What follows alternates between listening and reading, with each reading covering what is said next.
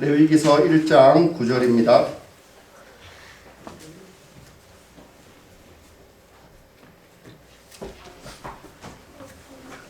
우리 한 절이니까 같은 목소리를 가지고 또박또박, 특히 어린이 여러분들이 큰 소리로 앞에 보시고 어린이 여러분들이 또박또박 큰 소리로 읽습니다. 시작. 재물을 가져온 사람이 내장과 다리를 물에 씻어주면 제사장은 그것을 모두 제단 위에다 놓고 불살라야 한다. 이것이 번제인데 이는 재물을 불에 태워서 그 향기를 나 주를 기뻐하게 하는 살라 바치는 제사이다. 아멘.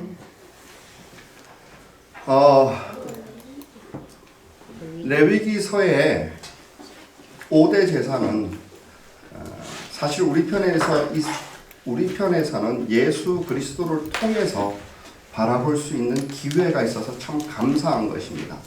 그렇기 때문에 이 제사법은 점점 더 훨씬 더 분명하게 드러나고 우리는 그 결과까지 바라볼 수 있고 그걸 소망할 수 있게 돼서 참 감사를 드립니다. 이 모든 것이 예수 그리스도의 공로입니다. 이렇게 말해도 여러분 무슨 뜻인지 잘 모를 겁니다. 그러나 이 레위기서에 나오는 이 5대 제사 전부는 한마디로 복음입니다. 그걸 가지고 유대인들은 메시아가 오셨을 때 그분이 메시아구나 알아보게 되었습니다. 우리는 메시아가 오셨으니 메시아를 통하여 그 제사법의 의미를 더욱 새롭게 할 수 있는 것입니다. 그러니까 이 레위기서가 읽기 힘들 것 같지만은 사실 이걸 알고 읽으면 정말로 은혜스러울 것이라 이렇게 생각됩니다. 얼마 전에 누군가가 이제 성경을 순서대로 읽다가 레위기에 딱 들어가고 나서 큰일 났습니다 그러더라고요. 어떻게 읽은지. 그래서 건너뛰라고 그랬습니다. 자신은 없지만은 한번 도전은 해볼 필요가 있겠다 싶기는 한데 지금은 건너뛰십시오. 잘한 설교는 알지만 우 목사 설교를 듣고 나면 이 레위기서가 좀 더 분명하게 알아지게 되었으면 좋겠다 이런 생각이 있었습니다. 한마디로 이 5대 제사에는 복음이 드러나 있습니다. 여러분들 다 알듯이 복음은 내가 예전에 예수 믿었다 하고 다 끝나는 것이 아닙니다. 내가 예수를 믿음으로 말미암아서 나는 이제 의인으로 칭함을 받는 그 칭의의 구원이라는 게 있습니다. 그 이후에부터 우리는 점점점 거룩하게 삶이 변화되어지는 과정을 거칩니다. 그것을 성화의 구원, 우리 생명의 삶에서는 이것을 받은 구원 이렇게 얘기하죠. 받는 구원 그러죠. 그거 우리는 마침내 영광스럽게 변해갑니다. 영광스럽게. 이것을 받을 구원인데 이 세 가지는 사실 동시에 모두가 이루어지는 것입니다. 그러니까 여러분들이 우리가 신앙생활 가운데 있다라는 것은 이미 시작된 구원과 아직 완벽하게 이루어지지 않을 구원 사이에 있는 겁니다. 성화의 과정이라고 하지만 사실 이 가운데 영광스러운 그 영화의 구원, 받을 구원까지도 우리는 경험할 수 있어야 되는 것입니다. 그러니까 예수를 믿고 성화의 과정의 현재 가운데서 미래를 바라봐야 됩니다. 그러면은 그 사람의 인생과 삶 전체는 방향이 있죠. 우리가 탄 길이 있죠. 바로 그것이 예수 믿는 사람들의 정체성입니다. 그 길을 먼저 예수 그리스도께서 걸어가심으로 우리에게 보여주셨고 우리 그것을 분명하게 볼 수 있었습니다.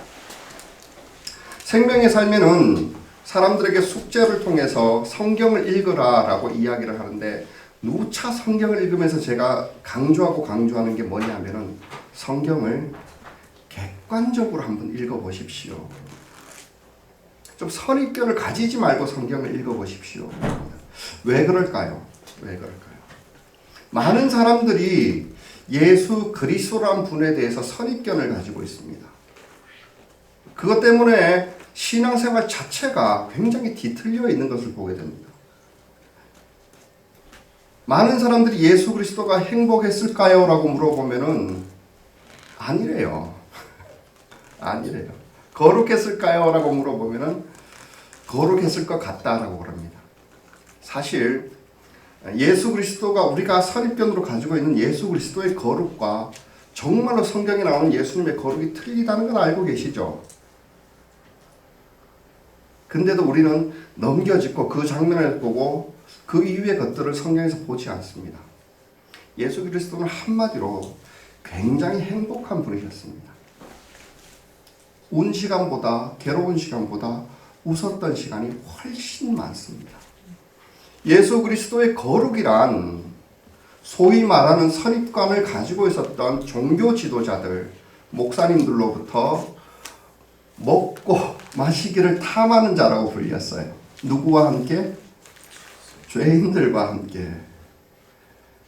아마 예수님 닮은 모습을, 좀 이런 말 하긴 죄송스럽습니다만은 어쩌면 호프집 가면 많이 볼 수 있지 않을까요? 이것이 예수 그리스도가 말하는, 거기 안에서 이게 다라고 할 수는 없지만은 그 이 내면에 좀 이렇게 깊은 뜻이 있기 때문에 이것을 영광이라고 그랬어요. 그래서 제가 선입관 없이 한번 읽어보십시오. 그런다라면은 진심으로 예수 그리스도를 존경할 뿐만 아니라, 본받아야 될 분으로 존경해야 될 뿐만 아니라 주를 사랑하게 될 겁니다. 이렇게 얘기합니다. 우리가 많은 부분에서 예수 그리스도를 그려보고 있는 것은 타종교의 지도자들 같은 모습입니다. 거창하고 빤듯하고 너무 빤듯해서 감히 옆에 못 갈 것 같은. 성경이 예수님을 그런 모습으로 그리나요? 아니에요. 예수님 언제나 예수님 갈 때는 난장판 같았어요. 애들이 하도 많아가지고 제자들이 좀 오지 말라고. 애들이 누구한테 갑니까? 보통 애들이 누구를 좋아합니까? 항상 재미나고 신난 분이에요. 거기 있으면은 말 한마디 한마디가 웃기는 거예요. 이런 모습들을 사람들이 성경에서 못 봅니다. 왜? 선입관 때문에. 그런데 제가 오늘 드리고 싶은 말씀이 뭐냐면, 우리는 지금까지 레위기서를 통해서 이 칭의의 구원을 다루었습니다. 어떻게 사람이 거듭나는가. 그리고 성화의 구원을 다루었습니다. 그 다음에 다룰 게 뭘까요? 영광스러운, 즉 영광스럽게 변화되어지는 그 구원에 대해서 우리는 영광스럽게 달라져야 됩니다. 그런데 많은 사람들이 교회를 다니고 예수 그리스도를 따른다고 하면서도 왜 세상에 수많은 사람들이 교인들을 보면서, 목사들을 보면서, 집사와 장로들을 보면서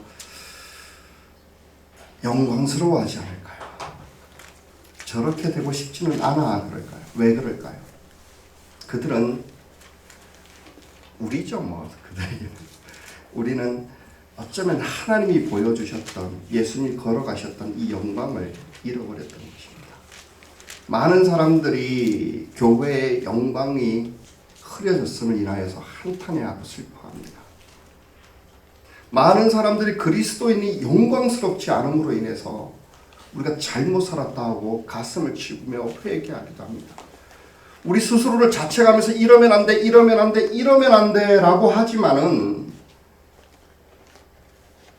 문제는 우리가 가진 선입관 때문에 이 영광을 뭔지를 몰라요.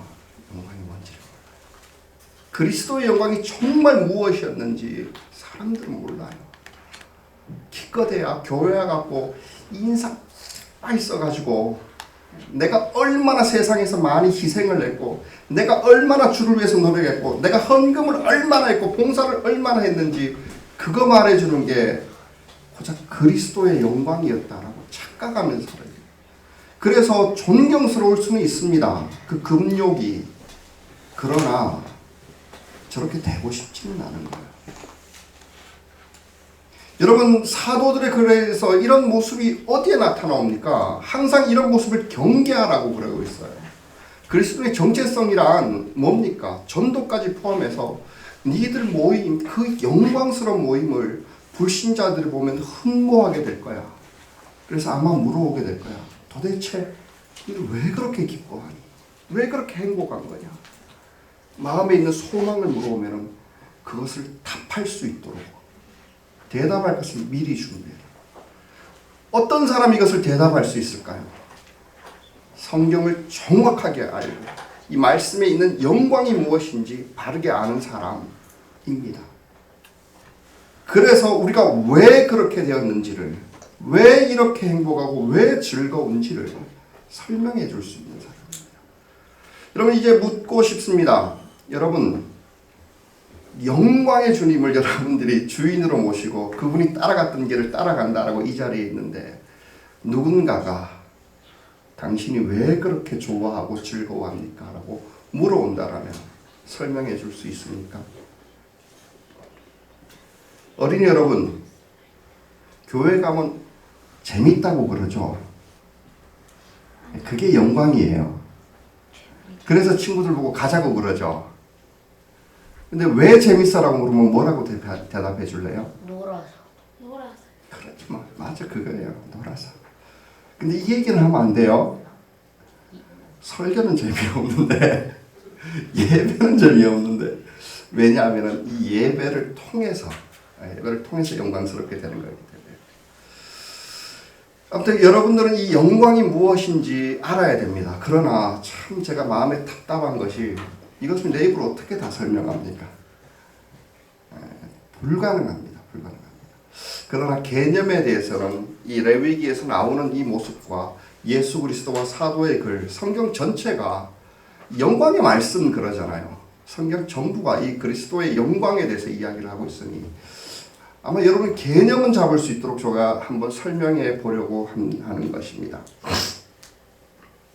우리 그런 의미에서 9절 말씀을 한번 읽어보겠습니다. 처음은 저기 하고, 이것이 번제인데부터 읽어봅니다. 같이 읽습니다. 시작. 이것이 번제인데 이는 제물을 불에 태워서 그 향기로 나 주를 기쁘게 하는 살라 바치는 제사이다. 여기에 나오는 이 향기가 영광이다 생각하시면 됩니다. 제가 그거를 설명해 드릴 텐데, 어떻게 설명해야 될까요? 여러분, 영광이라는 게 뜻이 무엇이며 그 영광, 그럼 한자로 그냥 빛인데, 이 영광을 여러분 알기 쉽게 하면 어떻게 설명하면 될까요? 빛이요. 어린이 여러분, BTS의 영광을 어디 가면 볼 수 있죠? 콘서트죠. 그러죠. 무엇을 보면서 알 수 있을까요? 수많은 사람들이 그 환호와 열기들을 보면서 감히 BTS를 욕할 수 있는 사람이 있는가? 감히 BTS를 무시할 수 있는 사람이 있겠습니까? 예? 그렇죠. BTS를 좋아하는 사람도 있고 싫어하는 사람도 있습니다. 그러나 그 BTS의 영광이 드러나는 그 콘서트장에서 감히 BTS를 싫어할 수는 있지만 무시할 수는 없습니다. 여러분, 학자로서의 영광은 어디서 드러날까요? 학자. 뭐 이렇게 말하면 어린이 여러분들이 어렵겠네요. 교실에서 드러나지 않겠습니까? 강의실에서. 그 사람의 이론과 그 사람의 주장이 얼마나 영광스러운지는 그것을 배우고 있는 사람들을 통해서 드러나게 됩니다. 가수도 학자도. 그럼 교회의 영광은요? 이걸 설명하기 먼저 아버지의 영광은 어디서 드러날까요? 그 집의 가장의 영광은? 가족에서. 그렇죠. 내가 아버지로서 건이한테, 건이야, 물을 좀 떠놓으라. 아니, 아빠는 손이 없습니까? 발이 없습니까? 예? 그럼 아버지의 영광이, 다른 사람이 볼 때 아버지의 권위와 영광이 어떻게 될까요? 정말로 가장의 영광이 살아있는 그 집을 가면은 그 집의 분위기를 보면서 그 가장이 어떠한 사람인지 알게 됩니다.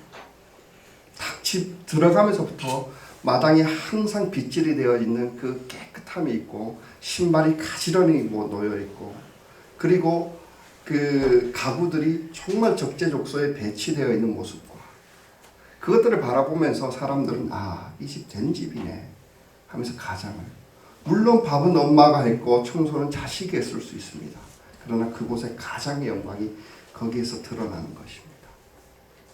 그럼 그러면은 그리스도인의 영광이란 하나님이 레위기 번제를 통해서 나타내 보여주셨던 영광이란 도대체 어떤 것을 말하는 걸까요? 지금까지 우리가 뭐 칭의 성화를 해갖고 선혈이 난자하고 막 죽고 죽이는, 가죽이 벗겨지고 가게를 떠지고 잔인한 이야기를 했습니다만, 최종적으로 하나님께서 예배를 통해서 그려내시고 있는 장면이 뭘까요? 저는 이거를 한번 생각해 봤으면 좋겠다 싶습니다. 저는 상상을 해봅니다. 여러분도 한번 상상을 해보십시오. 펜션에서 고기 구워 먹을 때 멋지지 않습니까? 펜션은 보통 어디 있습니까? 밖에 있죠. 경치 좋은 데 있죠.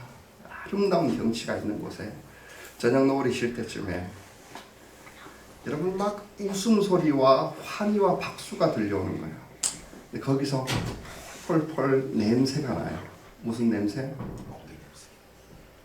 쓰레기 타는 그런 매캐한 악취가 아니죠. 바베큐 냄새. 소스. 여러분 그러면서 그 차로 이렇게 지나가더라도 그걸 보면서 야, 나는 저기 가고 싶다. 내지는 나도 저렇게 하고 싶다. 그곳을 가고 싶다. 그러고 있지 않습니까? 사람들은 또 모닥불을 피워놓고 그 위에 저 바베큐가 돌아가는 그 향기 가운데 기타를 치고 노래를 부르기도 합니다. 박수를 치면서. 연인이 그 자리에 참석해 있다면 서로 기대면서 편안함을 느끼기도 합니다. 그리고 이제까지 살아오면서 있었던 일들을 하나둘 나누기도 합니다.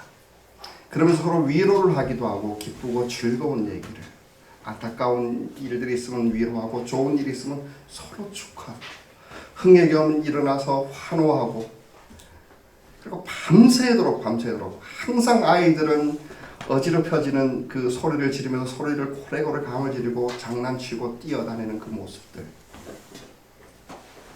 여러분 그때 되면 사람들이 어떻게 됩니까? 넉넉해지지 않습니까? 옆자리에 누군가 있으면 오라고. 여기 고기도 한번 먹어보라고, 한절음 해보라고, 술 한잔 따라주면서 술은 안 됩니다. 분위기가 그렇다는 거예요. 넉넉해지는 거예요. 그것을 하늘의 하나님이 바라보시는 거예요. 그리고 거기서 나오는 그 향기를 하나님 맡아주시면서 그것을 영광이다. 그것을 보면서 이 자리를 주관했던 그 모임의 주체자, 이 자리로 초청했던 아버지의 이름, 그 사람들에게 당신의 소망이 이 자리가 웬일입니까? 라고 물어봤을 때 아버지 하나님께서 우리를 모으셨고 이 자리에서 그분께 감사하며 그분의 그 행하심을 찬양하기 위해서 우리가 여기 있습니다.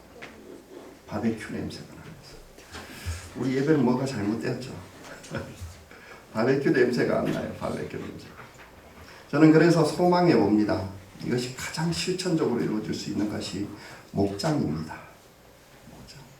지금 안타깝게도 제가 광고를 안 했네요. 오늘 밥 없습니다. 그리고 목장에도 뭐 일찍 오시는 분은 먹겠지만 8시부터 시작하는 걸 생각하고 늦게 오셔도 밥은 없지만 목장이 가장 좋습니다. 이것이 목장이 예수님께서 의도하셨고 새로 이렇게 순서들을 다 짜놓으신, 이렇게 하라고 시연까지 보여주셨던 예배입니다. 번제가 목장으로 달라진 거죠. 목장에 보면 그 향기가 그대로 묻어져 있습니다. 여러분, 목장에서 여기 문 열고 들어왔을 때 가장 먼저 느끼는 게 뭘까요? 음식 냄새죠. 향기죠. 향기. 아름답지 않습니까? 그리고 깨끗하게 점검된 속에서 누구라도 와서 환영할 수 있는 그 넉넉함, 언제라도 먹을 수 있는 그 넉넉함, 거기에서 서로 나누는 거예요.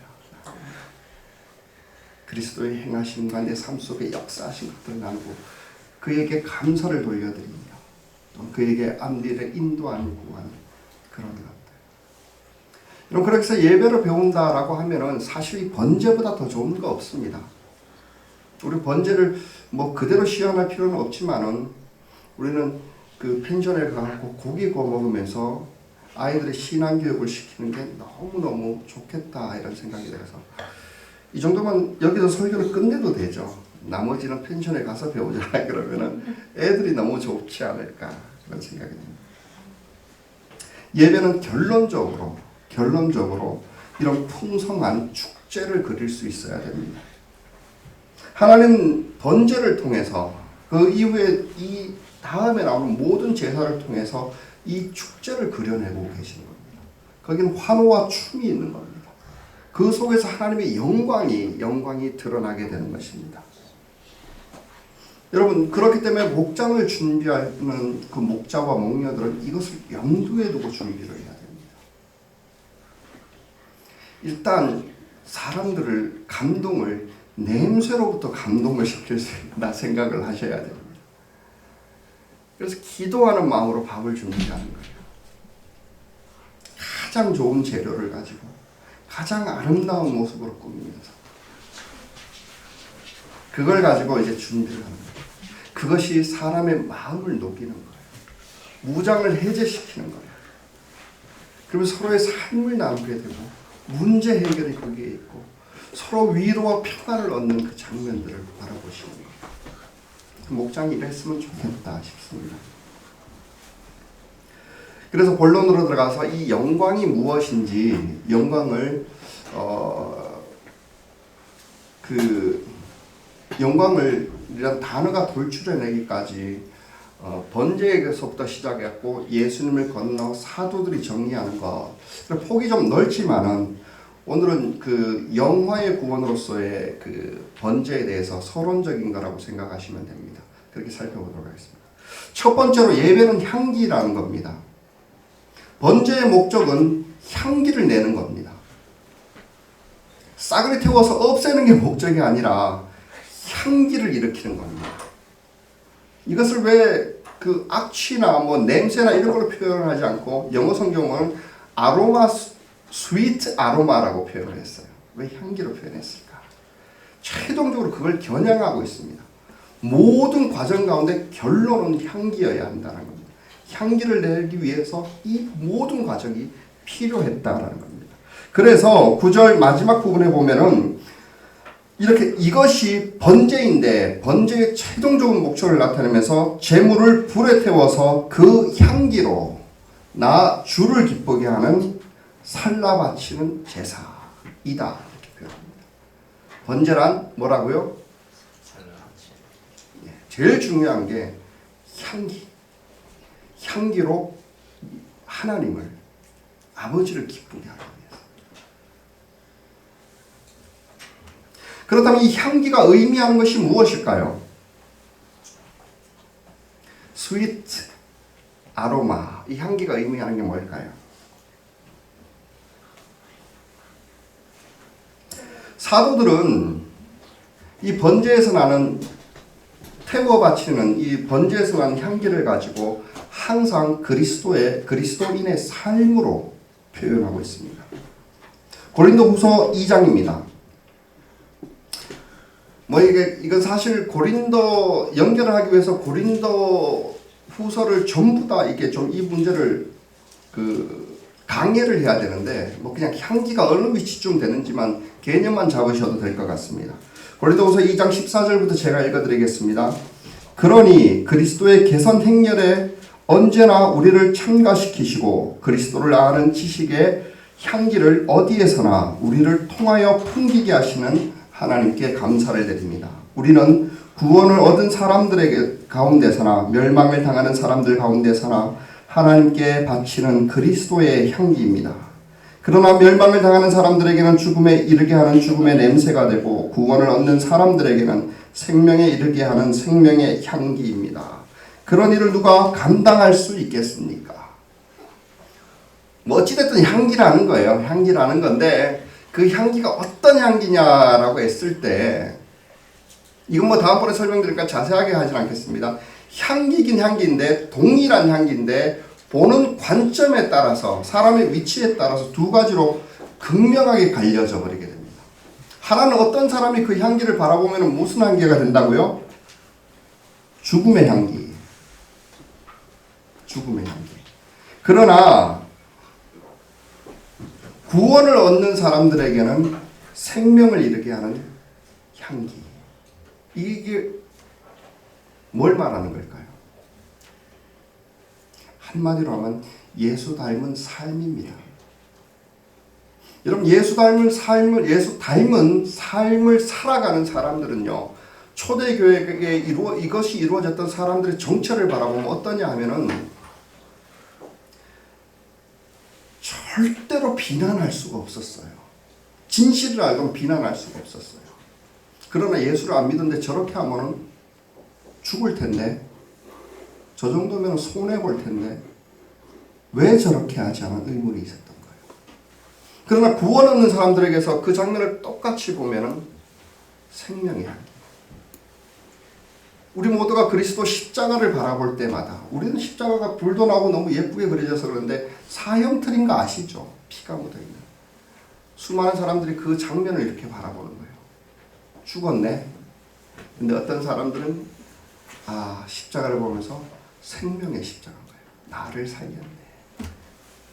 근데 이것이 좀 이해되지 않겠지만 다음 주면 제가 설명을 해드리겠습니다. 섬김이라고 생각하면 됩니다. 섬겨서 자기 자존심이 죽어지고 자기 자아가 죽어지면서 사실은 수많은 사람들이 살아납니다. 그러니 예수께서 얻으신 영광은 항상 십자가를 통과한 부활의 영광이었고, 하나님이 우리에게 주시려는 영광도 그런 부활의 영광입니다. 여러분, 부활의 영광이 어떤 건지는 알죠? 죽지 않고서 얻을 수 있는 게 아닙니다. 소위 말하는 하나님께서 우리에게 주시고자 했던 영광스러움은요, 단순하게 로또 어쩌다가 운에 맞춰서 대박 나가지고 재산이 확 불어나갖고 모든 사람으로부터 부러움을 자아내는 그 정도가 아닙니다. 어떤 걸까요? 비유를 하면 정말로 올바르게 반듯하게 열심히 일해서 부자가 되어진 그 풍성함 가운데 모든 사람이 존경할 수 있는 기업가, 이런 거예요. 그 사람 앞에 가면 고개가 숙여지는 거예요. 단순하게 부러움이 아니에요. 하나님께서 우리에게 주셨던 그 영광은 존경을 이끌어내는 빛이었어요. 아름다움이었어요. 여러분, 보람과 쾌락의 다른 게 뭘까요? 아시죠? 사람은 이제 마약 맞았을 때하고 똑같은 물질이 열심히 일했을 때 나온다라는 거, 성취했을 때 나온다는 거. 하나님이 우리에게 주시고자 했던 것이 그런 거예요. 고작 하나님을 마약 정도로 생각하셔서는 안 됩니다.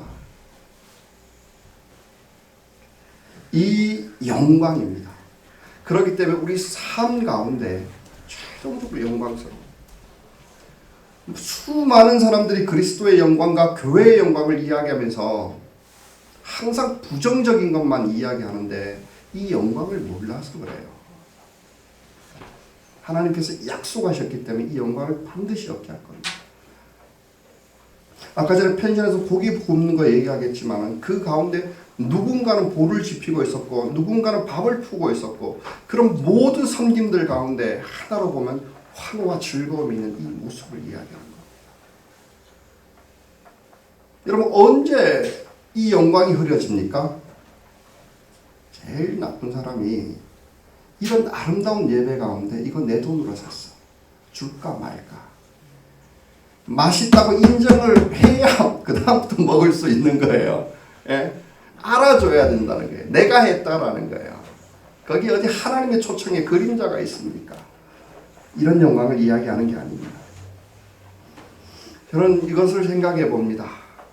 누구나 배부르게 먹고 옆에 지나가는 사람 누구나 끌어다 앉혀가지고 같이 먹읍시다. 함께 즐기십시다. 주께서 초청하셨습니다. 넉넉하게 드십시오. 이런 귀한 삶입니다. 그것을 향기라고 했습니다. 향기. 만약에 사도가 표현했듯이 이 삶이 향기다라고 하면은 여러분, 저는 정말로 기가 막힌 표현이라고 생각해요. 이 향기라는 것이. 수많은 사람들은 누군가에게 향기가 되기 위해서 살아간다는 걸 알고 있습니까? 가만히 생각해 보니까 그래요. 아이는 태어났을 때부터 부모를 기쁘게 하는 향기가 되기 위해서 노력한 것 같지 않습니까? 그것이 또 본인의 즐거움인 거예요. 잼잼부터 시작하잖아요. 한 번 일어난 거 가지고 엄마 아빠가 웃고 떠드니까 다시 해보라고 응원하고 박수하니까 그거 좋아갖고 한 번 일어섰다고 엄마 불러가면서 나 한 번 보라고 일어섰다고 또 한 발짝 걸어가면서 엄마 나 한 번 보세요. 이것으로 당신이 기뻐하소서. 그 향기가 되는 거예요. 그러다가 아이들이 사춘기쯤에는 이제 우정이란 단어가 떠오릅니다. 친구에게 향기가 되어지기를 원하는 거예요. 친구를 기쁘게 하기 위해서 향기를 원하는 거예요. 선물로 갖다 주기 위하고 자기를 희생하면서 우정을 지키고자 이렇게 하기도 합니다. 이제 청년이 되어서는 연인에게 좋은 스위트한 아로마가 되기를 원해요. 물론 향수를 사서 뿌리는 것도 뿌리겠지만 그 연인이 기뻐해서 자기의 삶을 불태우는 거예요. 열정적으로 사랑하면서. 아름답지 않습니까? 여러분, 그리고 이제 결혼을 하고 나면 아내에게, 남편에게 자신의 모든 삶이 불태워져서 그가 기뻐하는 향기가 될 수 있도록 누군가에게 또한 무언가에게 향기가 되기 위해서 평생을 살아가는 것입니다. 그런데 언제 이게 뒤틀립니까? 그 누군가가 어떤 것을 좋아하냐에 따라 다 달라집니다.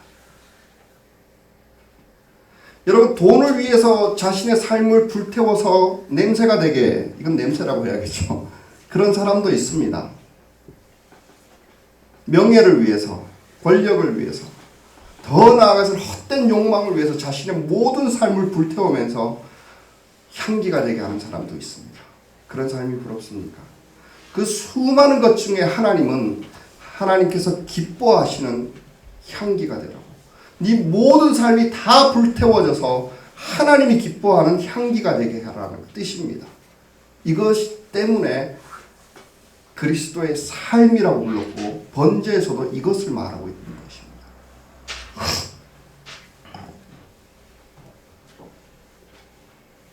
그렇다면 하나님께서 무엇을 기뻐하실까요? 그게 중요하겠죠. 교회 가서 열심히 하는 것만을 이야기하지 않습니다.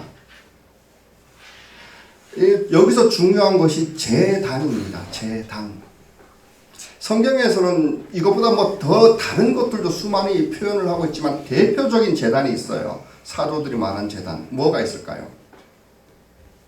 우리가 드려지는 불살라 태워져야 되는 그 위에 올라가서 불살라져야 되는 제단이 3개가 있어요. 뭘까요?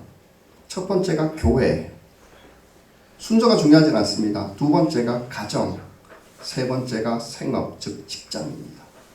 여기에서 여러분들이 불태워져서 향기가 되어져요. 그래서 하나님께서 기쁘게 하시는 뭘까요? 남편은 아내를 사랑하기 위해서 자기 온 인생을 다 불태워줘야 돼요. 그래서 가정이란 재단을 통해서 하나님께서 기뻐하시도록 드려지는 거예요. 이거 에베소서에 배웠죠. 자녀들은요, 어떻게?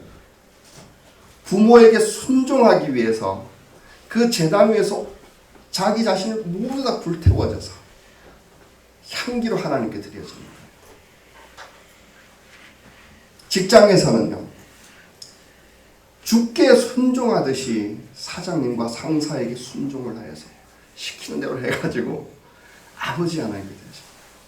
그러니 하나님이 기뻐하는 것은 단순히 헌금 많이 하는 것과 종교적 규칙을 다 지키는 것이 아닙니다. 반듯하고 질서 있고 깨끗한 거룩한 삶이 향기가 되는 겁니다. 가정에서든 직장에서든.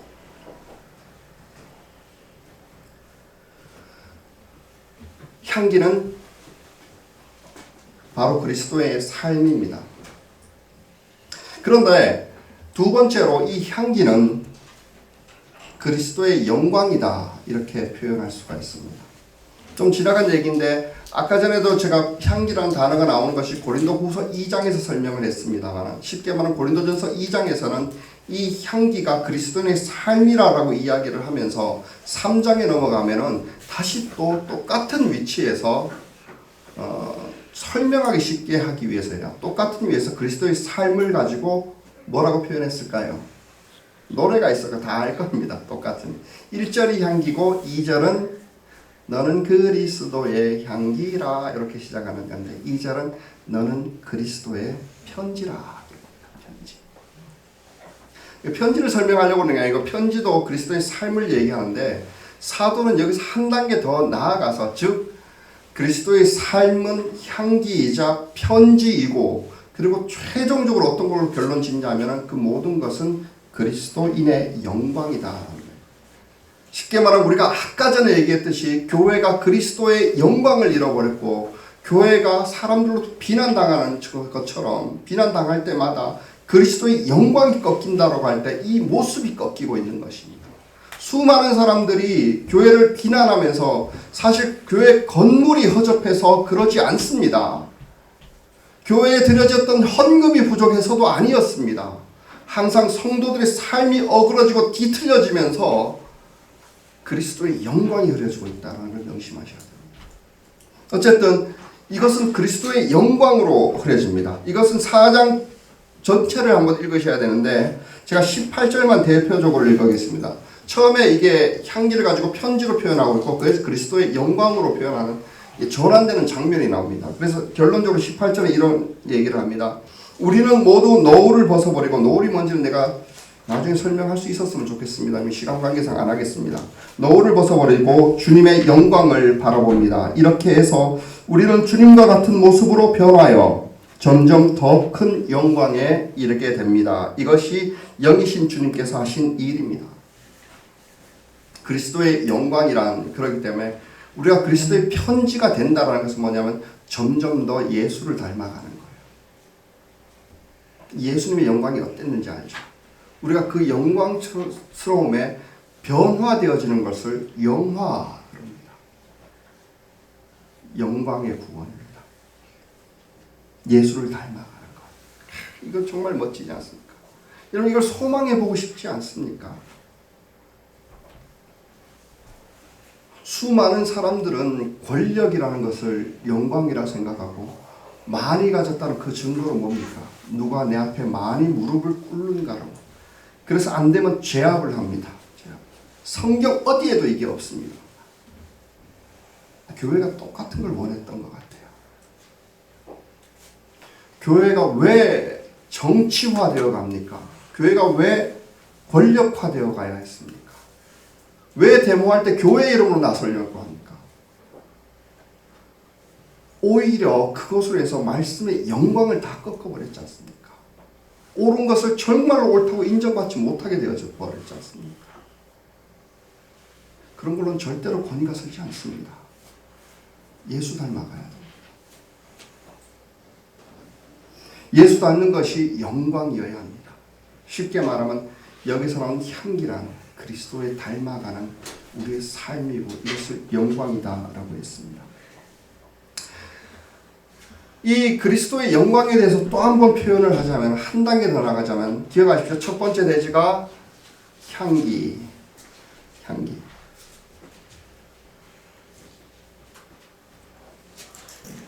예배의 결론은 향기가 되는 것입니다. 첫 번째. 두 번째 대지는 뭐라고요? 향기는 곧 그리스도의 영광입니다. 우리가 영광스럽게 변하는 것은 그리스도와 같은 영광을 얻는 것입니다. 예배를 통해서 그걸 얻게 됩니다. 세 번째는 뭘까요? 그리스도의 영광이란 한마디로 권위 있는 영광입니다. 좀 전에도 얘기했듯이 다른 사람으로부터 그냥 부러움을 자아내는 그런 영광이 아닙니다. 사촌이 배 찬데 내 배가 아픈 그런 것을 의미하는 것이 아닙니다. 진정 사랑과 존경을 끌어낼 수 있는 그런 영광을 성경에서는 이야기하고 있습니다. 그래서 예수님의 번제의 장면이라고 해도 똑같습니다. 맞추면 안 돼. 그것을 빌립보서 2장에 있는 사도가 이렇게 표현을 하고 있습니다. 제가 2장 2절부터 읽어드립니다. 그는 하나님의 모습을 지니셨으나 하나님과 동등함을 당연하게 생각지 아니하시고 오히려 자기를 비워 종의 모습을 취하시고 사람과 같이 되셨습니다. 그는 사람의 모양으로 나타나사 자기를 낮추시고 죽기까지 순종하셨으니 곧 십자가에 죽기까지 하셨습니다. 9절부터가 중요합니다. 9절 그러므로 하나님께서 그를 지극히 높이시고 모든 이름 위에 뛰어난 이름을 그에게 주셨습니다. 그리하여 하늘과 땅 위와 땅 아래에 있는 모든 것들이 예수의 이름 앞에 무릎을 꿇고 모두가 예수 그리스도는 주님이시라고 고백하며 하나님 아버지께 영광을 돌리게 하셨습니다. 여기서 주어를 잘 살펴봐야 됩니다. 주님께서 이 영광을 얻기 위해서 하신 것은 순종하고 죽어지는 모습이었습니다. 죽기까지. 정말로 온 삶이 십자가 하나 바라보고 완벽하게 불태워지셨던 분입니다. 근데 그를 이제 아버지 하나님께서 들어 올리십니다. 영광스럽게 하십니다. 어떻게 할까요? 지극히 높이셨습니다. 모든 이름 위에 뛰어난 이름을 주셨습니다. 하늘과 땅 위와 땅 아래에 있는 모든 존재들이 그 이름 앞에 무릎을 꿇도록 영광을 부여하셨습니다. 여러분 이것이 바로 그리스도께 나타난 영광이자 즉 그분의 권위가 되셨습니다. 여러분 영광은 권위가 있어야 된다는 것입니다. 즉 자신의 삶이 불태워지는 것이 아니면은 여러분 그냥 보람이 아니라 쾌감만 느끼면은 여러분 술로도 얻을 수 있고 마약으로도 얻을 수 있겠지만 그리스도께서 부여하신 영광은 그런 것이 아니었습니다. 진심으로 사람들이 그 사람을 보고 거역할 수 없을 만큼 존경을 하고 온 방언으로 온 입으로 외치면서 찬양하게 만드는 당신이 최고라고 얘기하는 거부할 수 없는 그런 영광과 권위가 그 이름 안에 담겨 있습니다. 왜 그럴까요? 완벽하게 불태워져서 유일하신 하나님께 순종하셨기 때문입니다. 조금도 그의 불태워지면은 사심이 없었습니다. 우리처럼 돈을 위함이나 욕망을 위함이 없었습니다. 오직 주께서 사랑하셨던 사람들을 위해서 그분께서 피 흘려 돌아가신 것, 그를 위해서 자신을 내어주고 순종하신 것, 그것 때문에 하나님께서 그분을 높이셨고 영광스럽게 하셨고 권위를 부여하셨습니다. 그래서 이 영광과 권위를 가지고 제자들을 보내셨습니다. 하늘과 땅에 있는 모든 권세가 어디에 있다고요? 내게 있나니. 그러므로 너희는 가서 모든 민족으로 제자를 삼아 아버지와 아들과 성령의 이름으로 침례를 주고 내가 너희에게 분부한 모든 것을 가르쳐 지키게 하라. 와, 이게 얼마나 멋집니까? 얼마나 대단한 거죠. 여러분 이게 하늘과 땅에 있는 모든 권세가 내게 있다라고 이야기하셨던 주 예수 그리스도의 영광과 그 권위에 대해서 한번 마주해 보셨습니까? 세상의 모든 악함과 거짓됨이 한치의 발도 못 붙일 정도로 그 이름 앞에 모두가 다 무릎 꿇고 굴복하도록 모든 욕망이 다 헛되다고 스스로 외칠 정도로 그만큼 높아진 영광이 거기에 있습니다. 즉 예수 그리스도께서 얻은 영광은 권위 있는 영광입니다.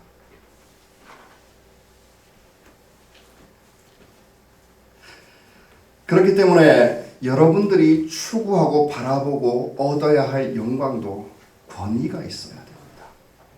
쉽게 말하면 절대 재산 가지고 이야기할 수 없습니다.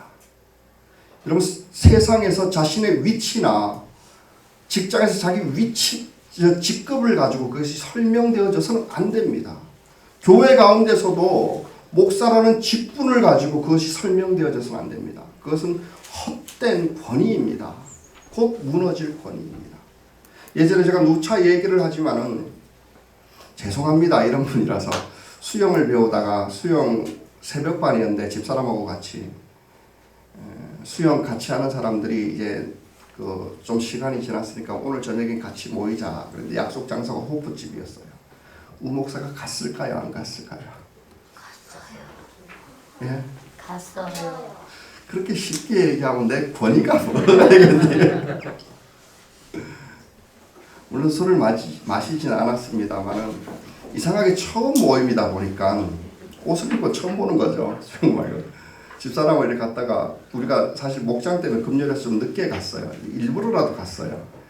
그러니까 그 당시 사람들이 얘기를 하고 우리는 지금까지 자기 직업과 자기 나이와 자기 이름에 대해서 하면서 자기 소개하면서 빙 돌아갔다 그러더라고요. 이제 늦게 왔지만 당신의 직업과 나이를 이야기하라고. 말을 못했어요. 제가 못했는데 집사람이 여기 있는 사람은 이름은 우상고 직업은 목사입니다. 그랬더니 몇몇 사람들이 호프잔을 싹 내려가지고 틀림없이 교회 다니는 사람만 그러지 않았을까. 목사라는 직함에도 이런 권위가 있습니다. 권위가 있습니다. 그러나 적어도 주님께서 주시려고 했던 것은 그 정도가 아닙니다. 그 정도가 신에서 우러나는 존경이 묻어있는 그 사람의 십자가가 보여지고 그 사람의 삶의 흔적이 나타나는 그런 것. 사도 바울이 그런 것들을 얘기하고 있지 않습니까? 자기 사도 직분에 대해서 얘기하지만 사도 직분은 언제나 그 권위를 무시받았어요. 사도 바울은. 그러나 나중에 가서 하다 세우니까 안 되니까 뭐라고 얘기합니까? 이제는 나를 괴롭게 하지 마라. 나는 그리스도의 흔적이 있다. 이 흔적이라는 게 헬라어로 스티그마예요. 흉터. 십자가의 흔적이 있다. 그와 함께 죽음을 경험하고 그와 함께 다시 일어났다.